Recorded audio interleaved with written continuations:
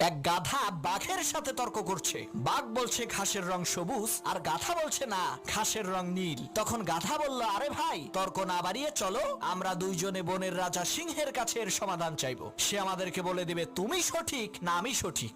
বাঘ বলল চলো যাই। তারা দুইজনে বনের রাজা সিংহের সামনে এসে দাঁড়ালো।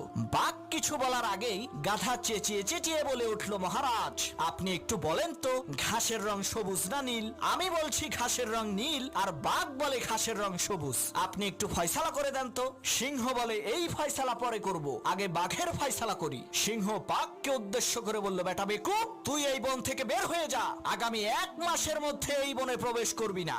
বাঘ বলল, মহারাজ আমার কোন অপরাধের কারণে আপনি আমাকে এত বড় শাস্তি দিচ্ছেন? তখন সিংহ বলল, বেটা তুই হইলি শক্তিশালী আর বুদ্ধিমান প্রাণী, তোর গর্জন শুনলেই তো গাধার লুজ মোশন শুরু হয়ে যাবে। তুই কেন এই অশিক্ষিত মূর্খ গাধার সাথে তর্ক করে সময় নষ্ট করতে গেলি?